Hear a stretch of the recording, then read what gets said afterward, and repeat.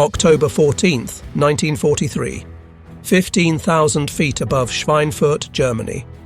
The pencil scratched across the worn leather of his logbook as a German fighter pilot recorded what seemed like another routine entry. His 17th heavy bomber destroyed, a B-17 Flying Fortress that had just spiraled earthward, trailing black smoke and desperation. Through the canopy of his Focke-Wulf 190, he watched the remaining fortresses struggle to maintain formation, their gunners spraying desperate streams of .50 caliber rounds into empty sky, where German fighters had been moments before. The mathematics of aerial combat were simple and brutal. German fighters could pick their moment, strike from the sun, and escape before the bomber gunners could effectively respond. Without fighter escorts, the American bombers were nothing more than expensive targets. 291 B-17 Flying Fortresses had crossed into German airspace that morning, attempting to destroy the ball-bearing factories at Schweinfurt. By sunset, 60 would never return to England, with another 17 so badly damaged they would be written off upon landing. The Luftwaffe called it a turkey shoot. The Americans called it Black Thursday, the darkest day in the history of the 8th Air Force. What neither side knew was that this moment of German triumph would be among their last. Within 4 months, everything would change. The German fighter pilots of late 1943 had every reason for confidence. Men like Major Wilhelm Ferdinand Galland, older brother of Adolf, Hauptmann Georg Peter Eder, and Major Walter Dahl had turned the interception of American bombers into a science of destruction. They had developed tactics specifically designed to exploit the bomber formation's weaknesses, refined through months of successful combat.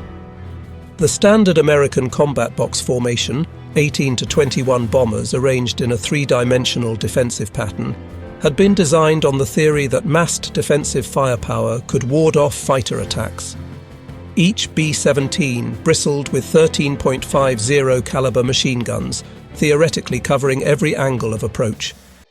In practice, German pilots had identified critical weaknesses, blind spots in the nose, limited ammunition supplies, and most importantly, the psychological impact of sustained attacks. Hauptmann Heinz Knoke, commanding 5/JG-11, had perfected the head-on attack that exploited the B-17's weakest defensive position.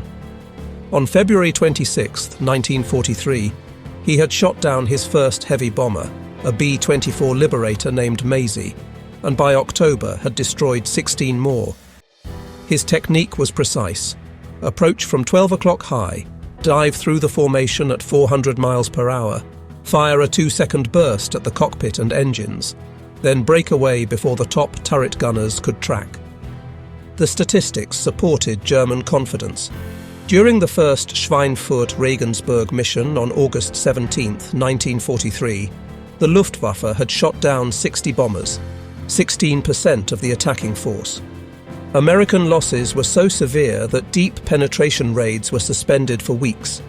When they resumed with the second Schweinfurt raid on October 14th, the results were even more devastating. 77 bombers lost or written off, over 600 airmen killed or captured in a single day. Major Günther Specht, Gruppenkommandeur of the TU/JG-11, developed the company front attack, 8 FW-190s approaching line abreast, saturating the bombers' defensive fire with multiple simultaneous targets. The psychological impact was devastating. American gunners, faced with 8 fighters approaching at a combined closing speed of 600 miles per hour, had seconds to choose targets and often shot at nothing in their panic. The root of American vulnerability lay in simple physics. No Allied fighter in 1943 had the range to escort bombers deep into Germany. The Republic P-47 Thunderbolt, the primary American escort fighter, had a combat radius of only 375 miles with drop tanks, enough to reach the German border but no further. The twin-engine Lockheed P-38 Lightning could fly further, but suffered mechanical problems at high altitude in the European cold, with engines failing and controls freezing. This limitation meant that American bombers flew the most dangerous portion of their missions, over the heart of Germany, completely alone. German fighters simply waited beyond the range of Allied escorts, then attacked with concentrated force. Luftwaffe pilots called the point where Allied fighters turned back the golden moment.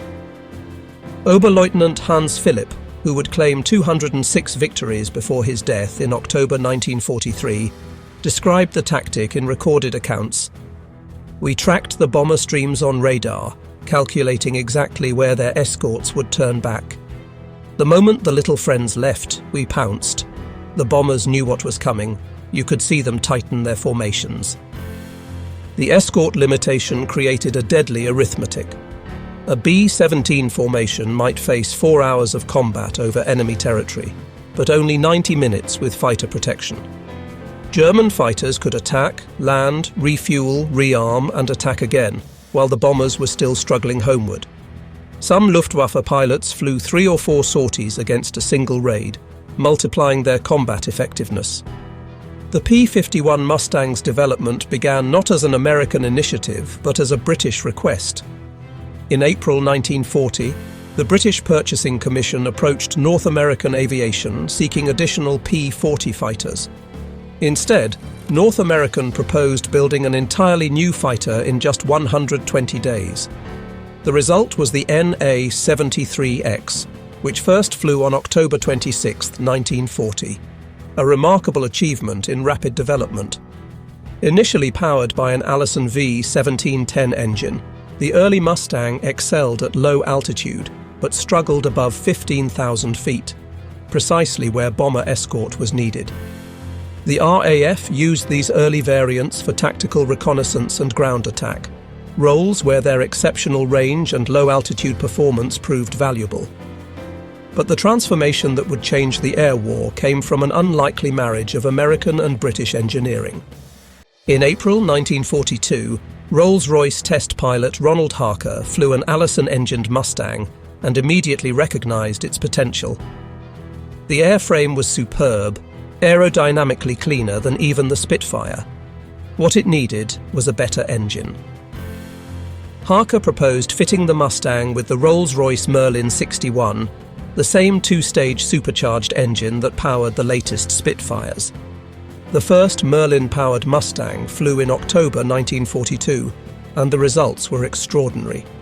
Maximum speed increased from 390 to 440 miles per hour. More importantly, performance above 20,000 feet transformed from marginal to exceptional. The service ceiling jumped from 31,000 to 42,000 feet. The marriage of American mass production capability with British engine technology had created something neither nation could have achieved alone. What made the P-51B truly revolutionary wasn't just its performance, but its range. The secret lay in 3 factors: exceptional aerodynamic efficiency from its laminar flow wing, internal fuel capacity of 184 gallons, compared to the P-47's 305 gallons, but in a much lighter, more efficient airframe, and the ability to carry external drop tanks without severe performance degradation.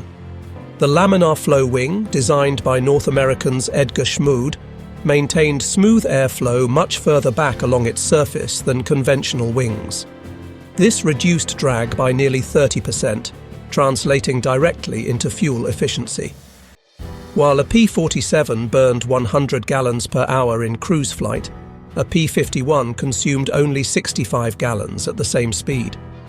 When 75-gallon drop tanks were added to the P-51B in early 1944, combat radius extended to 650 miles.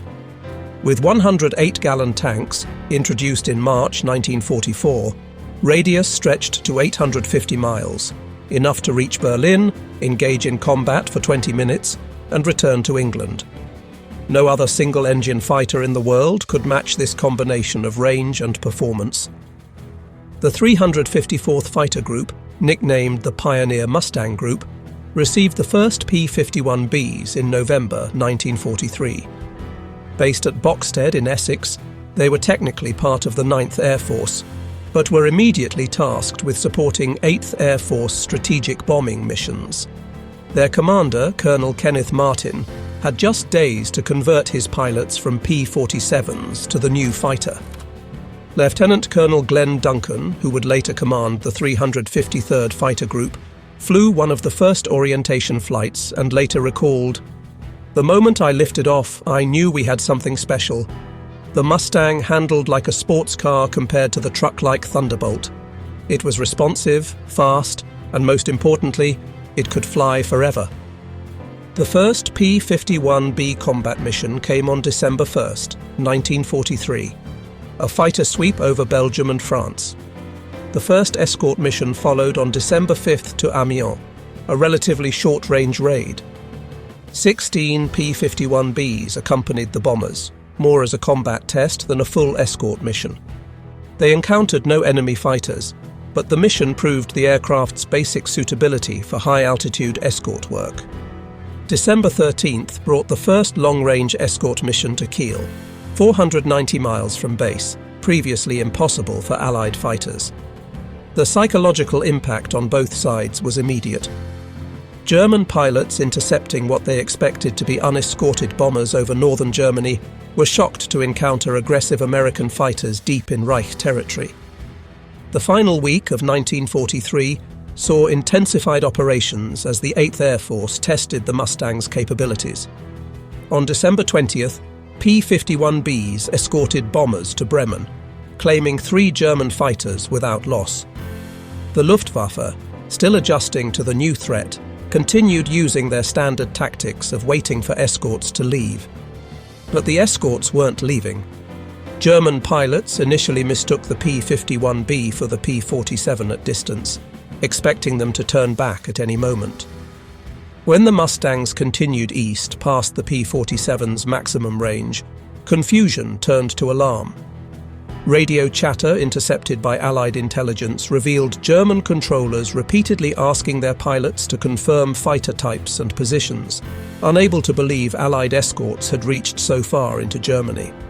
Major Klaus Mitusch, commanding 3/JG-26, recognized the strategic implications immediately. After landing from a December 30th interception where Mustangs had pursued his fighters all the way to their landing approach, he reportedly told his pilots, "The air war has fundamentally changed. Our sanctuary no longer exists." March 4th, 1944, 25,000 feet above Brandenburg. Through the scattered clouds below, the sprawling outline of Berlin was clearly visible. The capital of the Reich, the heart of Nazi Germany. The city that Hermann Göring had sworn would never see enemy aircraft. Above it, in perfect formation, flew 660 American heavy bombers. And surrounding them, weaving protective patterns, were scores of single-engine fighters bearing American markings. The first American fighter escort to Berlin represented more than a tactical achievement. It was a psychological demolition of German invincibility. Colonel Donald Blakesley, commanding the 4th Fighter Group, had led his 3 squadrons of P-51Bs on the historic 1,100-mile round trip.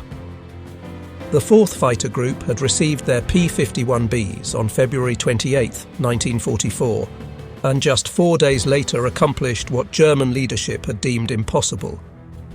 For the Luftwaffe pilots rising to intercept, the sight was incomprehensible. They had been told Allied fighters could never reach Berlin. It was too far, impossible for single-engine aircraft. Yet there they were, fresh and aggressive after flying 500 miles, while German defenders were the ones running low on fuel after just taking off. The combat that followed was savage. The Luftwaffe committed over 200 fighters to defend Berlin, but they faced not exhausted bomber gunners, but fresh, eager Mustang pilots with altitude advantage and superior aircraft. The 4th Fighter Group alone claimed 15 victories. More significantly, numerous German attacks on the bombers were broken up before they could press home. For American pilots, the P-51B represented a revelation in fighter design. Captain Donald Gentile of the 4th Fighter Group, who would become one of the war's top Mustang aces, described his first combat in the type. "The Mustang gave us everything we dreamed of: speed to catch any German fighter, maneuverability to dogfight with them, and range to go anywhere the bombers went. The cockpit of a P-51B was cramped but efficiently designed. The pilot sat behind an inline engine that provided excellent forward visibility, unlike the radial-engined P-47 that blocked much of the forward view. The bubble canopy of the later P-51D would improve visibility further, but even the B model's greenhouse canopy offered good all-around vision. Lieutenant Robert Powell of the 352nd Fighter Group recalled the physical demands. 6 hours in a Mustang meant 6 hours on oxygen above 10,000 feet. Your mouth would be cotton dry from the oxygen, your back aching from the parachute and dinghy pack you sat on, your neck sore from constantly swiveling to check for enemy fighters. But we had the capability to do the job, and that made all the difference. The appearance of Mustangs over Berlin triggered an immediate crisis in the Luftwaffe High Command. Reichsmarschall Hermann Göring initially refused to believe the reports. When confronted with proof, gun camera footage from German fighters clearly showing P-51s over the capital, he reportedly said, "When I saw Mustangs over Berlin, I knew the jig was up." While this specific quote lacks primary source documentation and may be apocryphal, it captures the shock that German leadership experienced. The tactical implications were devastating. Every assumption about Reich defense had been based on the sanctuary of German airspace beyond escort range. Training fields, assembly areas, and aircraft factories had been located in central Germany, specifically because they were thought safe from fighter attack. Now, American fighters could strafe airfields near Prague, engage German fighters over Munich, and escort bombers to any target in the Reich. Major Günther Rohl, one of Germany's top aces with 275 victories, recognized the strategic shift. The Mustang didn't just extend the bomber offensive, it transformed it. We could no longer choose when and where to fight. They brought the battle to us on their terms whenever they wished. The Luftwaffe attempted various tactical responses. Sturmgruppen were formed, heavily armed and armoured FW-190s designed to break through fighter screens and attack bombers at close range. But these lumbering assault fighters were easy prey for nimble Mustangs. The Germans tried mass attacks with entire Gruppen attacking simultaneously, but American fighters had the numbers and performance to counter even these. February 20th to 25th, 1944, known as Big Week, demonstrated the transformed dynamics of the air war. The 8th Air Force launched Operation Argument against German aircraft production, with P-51s providing escort throughout. In 6 days, the Americans flew 3,300 bomber sorties and 3,673 fighter sorties, losing 226 bombers, but claiming over 500 German fighters destroyed. More critically, the Luftwaffe lost irreplaceable pilots. The American strategy had shifted from simply bombing targets to actively seeking aerial combat. General James Doolittle, commanding the 8th Air Force, issued new orders in January 1944. Fighters were to seek out and destroy the Luftwaffe wherever it could be found, rather than staying close to the bombers. Captain John Godfrey of the 4th Fighter Group described the new aggressive tactics. "We'd escort the bombers to the target, but once they'd dropped, we'd go looking for trouble. We'd dive to the deck, shoot up airfields, catch German fighters landing or taking off." The mathematics of attrition now favoured the Allies overwhelmingly. In January 1944, the Luftwaffe lost 1,311 pilots. In February, 2,121. In March, 2,115. These losses included many irreplaceable Expert 10, veteran pilots with years of combat experience. American losses, while significant, could be replaced by the massive training programs producing 11,000 new pilots monthly. The P-51 represented more than just extended range. It showcased American industrial and technological superiority. The K-14 computing gun sight, introduced in late 1944, gave Mustang pilots a significant advantage in deflection shooting. This gyroscopic sight automatically calculated lead based on range and rate of turn, dramatically improving accuracy. The Mustang's 6.50 caliber M2 Browning machine guns, while less powerful than German cannon, offered advantages in ammunition capacity and rate of fire. A P-51 carried 1,880 rounds total, enough for nearly 30 seconds of continuous fire. German fighters, armed with cannon, typically carried ammunition for less than 10 seconds of fire. In a prolonged dogfight, American pilots could afford to take shots, German pilots couldn't. Major Heinz Baer, one of Germany's top aces with 220 victories, noted the qualitative difference. The Mustang was not just another fighter, it was a weapons system. Everything about it was optimized for its mission. We had excellent aircraft, but nothing that combined all elements so effectively. Behind the statistics lay human tragedy on an unprecedented scale. Young men on both sides, many barely out of their teens, fought desperate battles 6 miles above the Earth in temperatures of -50 degrees Fahrenheit. The lucky ones died instantly. Others endured horrific burns, traumatic amputations from cannon shells, or slow deaths in parachutes riddled with bullet holes. Lieutenant William Wisner of the 352nd Fighter Group shot down a Bf-109 on March 8, 1944, and watched its pilot bail out. His parachute opened, but he was on fire. I could see him trying to beat out flames on his flight suit as he descended. There was nothing anyone could do. German pilot Walter Schuck of JG-7 described the changing nature of combat. In 1943, we were knights of the air, jousting with bombers in something approaching fair combat. By 1944, we were being pursued relentlessly.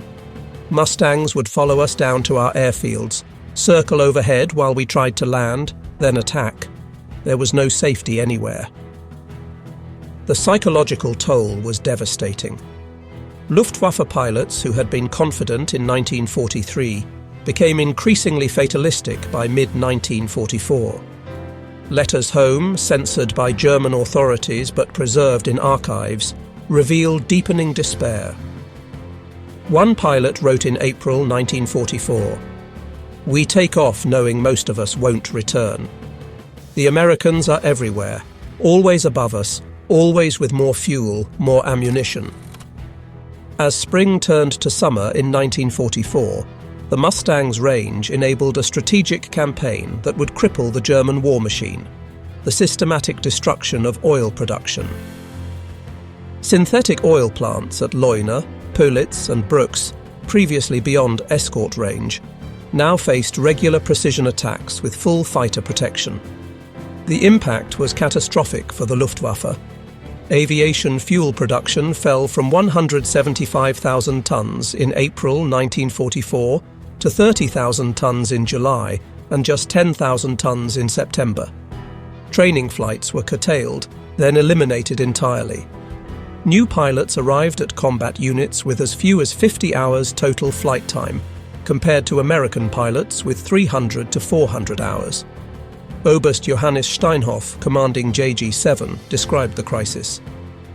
"We had the world's first operational jet fighter, the Me-262, capable of 540 miles per hour, but we could barely fuel them for combat missions. I watched helplessly as dozens of these superb aircraft sat idle while Mustangs roamed freely overhead." June 6, 1944, demonstrated the complete reversal of air superiority. On D-Day, the Luftwaffe managed only 319 sorties over France, compared to 14,674 Allied sorties. Only 2 German fighters appeared over the invasion beaches. Mustangs and other Allied fighters had established such dominance that the invasion proceeded under an aerial umbrella virtually unchallenged by German aviation. Oberstleutnant Josef Pips Priller, commanding JG-26, flew one of those 2 sorties with his wingman, Unteroffizier Heinz Wodarczyk. Making a single strafing run along Sword Beach, Priller later described the mission as suicide disguised as duty. They survived only because Allied fighters were too surprised to react to the lone pair of FW-190s. The Mustang's role extended beyond escort to active fighter bombing. P-51 pilots became adept at train busting, destroying locomotives with their .50 caliber guns. A single Mustang could carry 2 500-pound bombs or 10 5-inch rockets in addition to its guns, making it a formidable ground attack aircraft. Captain Charles Chuck Yeager, who would later break the sound barrier, flew P-51s with the 357th Fighter Group. On October 12, 1944, he shot down 5 Beef-10-9s in a single mission. But he also described the moral complexity. We went from protecting bombers to attacking anything that moved. We'd strafe trains, knowing they might be carrying civilians.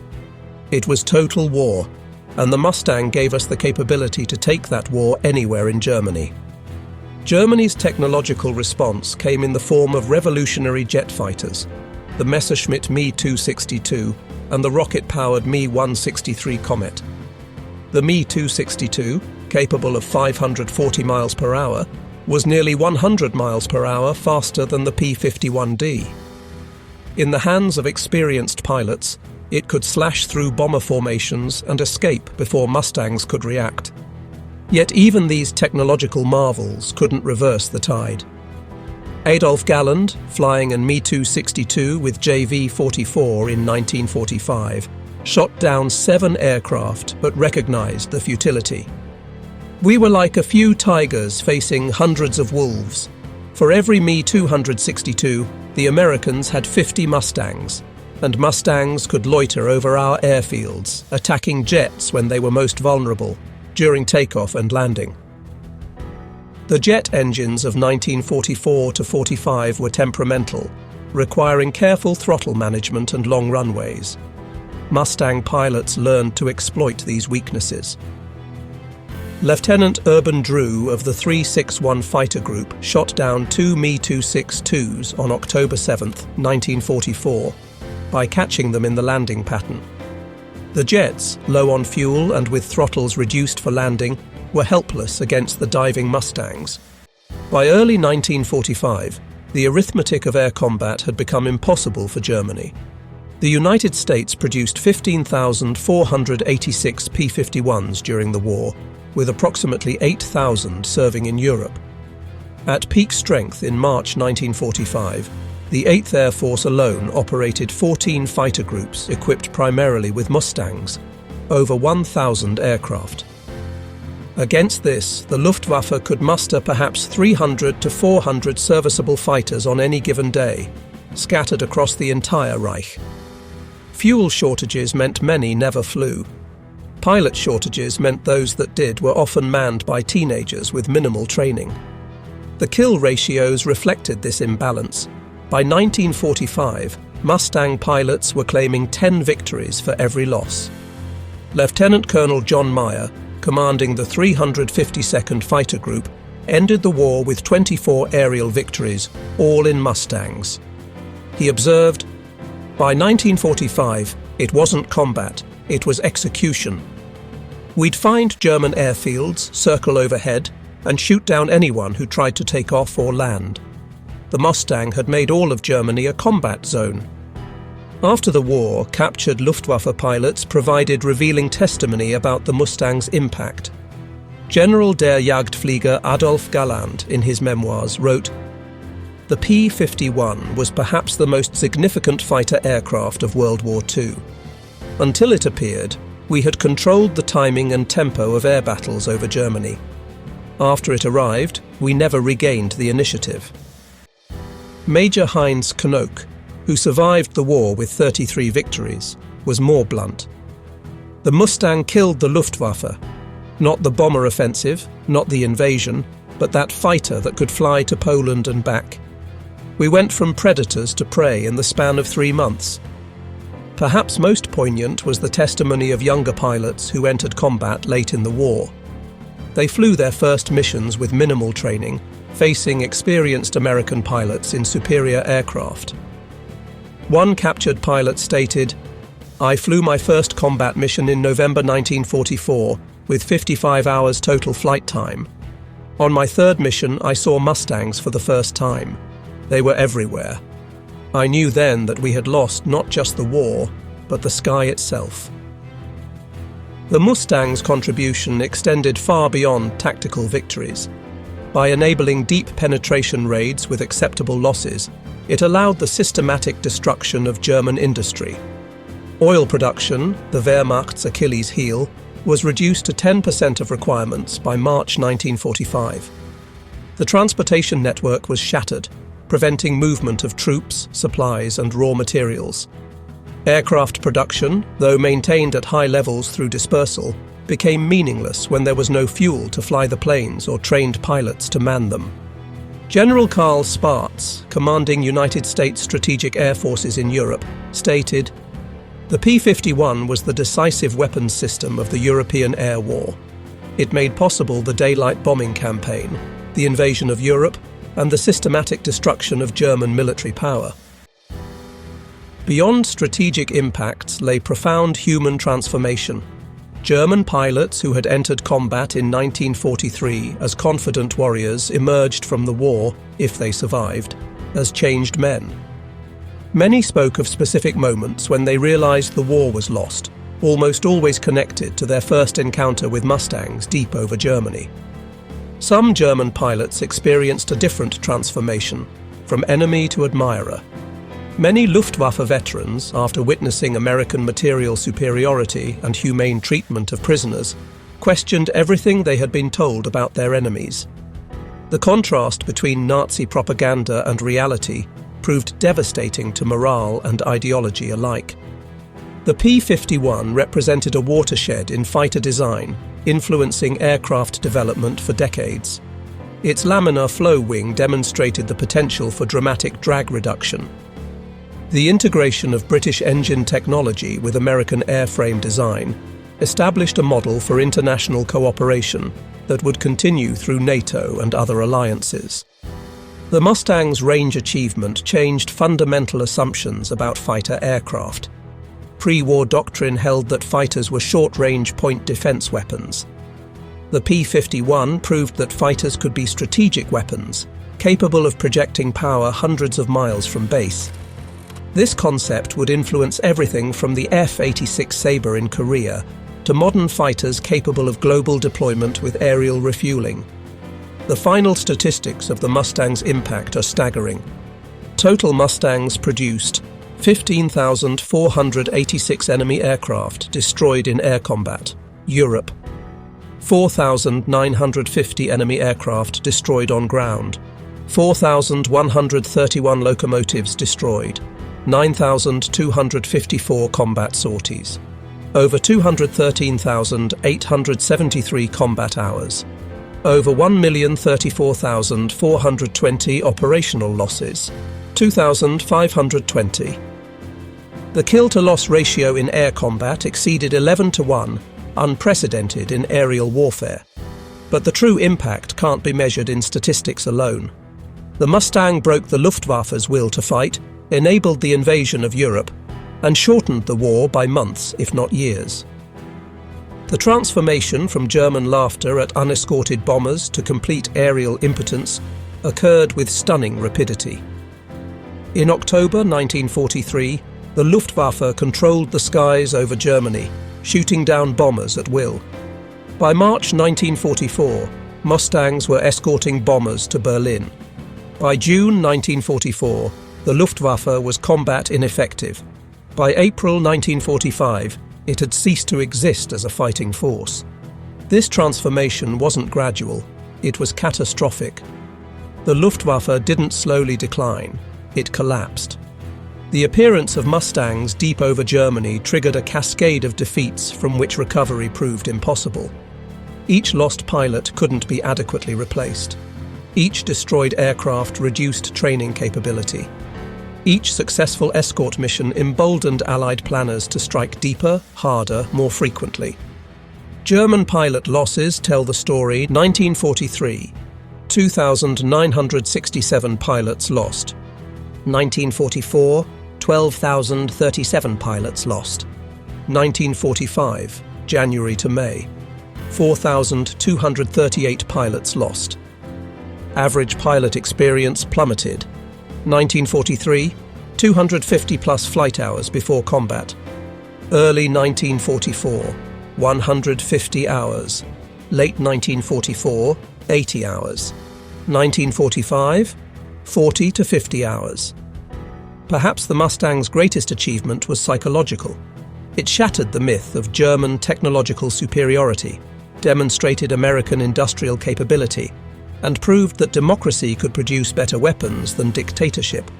German pilots who had laughed at American bombers in 1943 were, by 1945, refusing to fly suicide missions against Mustang-escorted formations. Young Luftwaffe pilots, indoctrinated in Nazi ideology, experienced cognitive dissonance when confronting American material superiority. Everything they had been taught about racial superiority, about German technical prowess, about American weakness, was contradicted by the elegant, powerful fighter that dominated their own homeland. In 1985, 40 years after the war's end, American and German fighter pilots met at a reunion in San Antonio, Texas. The conversations revealed the lasting impact of the Mustang on both sides.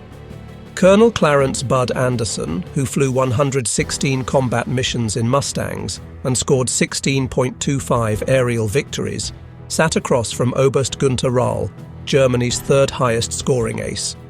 Röhl raised his glass and said, "To the P-51 Mustang, the fighter that won the air war.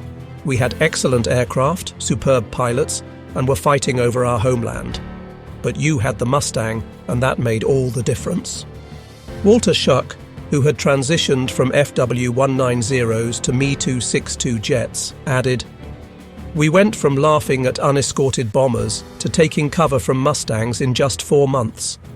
No military force has ever experienced such a complete reversal." Former Luftwaffe General Johannes Steinhoff, his face still bearing scars from his Me-262 crash in April 1945, reflected, "We laughed at your bombers in 1943 because we could not imagine that America could produce a fighter with the range to escort them to Berlin. The P-51 Mustang taught us the danger of underestimating one's enemies. You ask when we knew the war was lost? It was that day in March 1944 when we looked up and saw Mustangs over Berlin.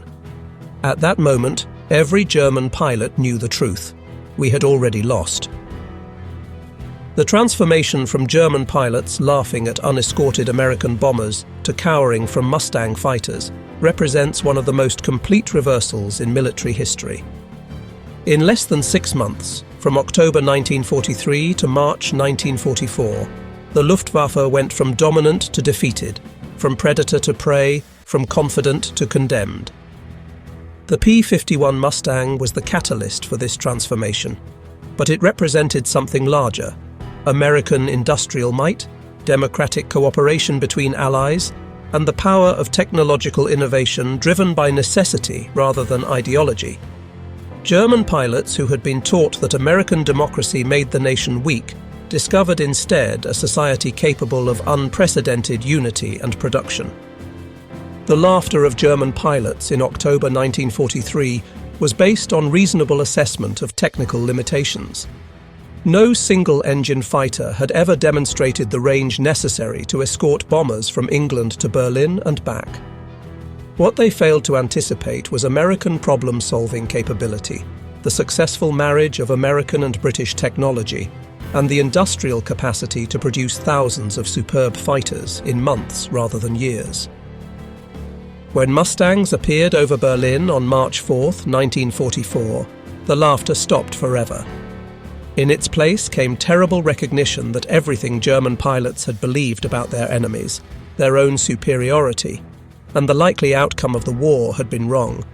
The P-51 Mustang didn't just win the air war, it shattered illusions, destroyed myths, and proved that technological superiority in war comes not from ideology, but from industrial capacity, international cooperation, and democratic innovation. The German pilots who survived never forgot the lesson. In memoirs, interviews, and reunions, They consistently identified the arrival of Mustangs over Germany as the moment they knew the war was lost. Not the invasion of Normandy, not the fall of Berlin, but that moment when American fighters appeared where they couldn't be, escorting bombers to the heart of the Reich with fuel to spare for combat. The P-51 Mustang remains, 79 years later, the ultimate symbol of American aerial supremacy in World War II, the aircraft that silenced the laughter and ended the Reich's mastery of its own skies. The German pilots who laughed in October 1943 learned by March 1944 that they had laughed too soon. By May 1945, most were no longer alive to regret their premature confidence. In the end, the story teaches the danger of underestimating one's enemies, the power of industrial democracy, and the transformative impact a single weapon system can have on the course of history. The Mustang proved that in modern industrial warfare, courage and skill, while necessary, are not sufficient. Victory belongs to those who can produce the most, train the best, and innovate the fastest. The transformation was complete, irreversible, and devastating. The laughter had become silence, and the P-51 Mustang had written its name across the skies of Europe as the fighter that ended the Luftwaffe's dominance and, with it,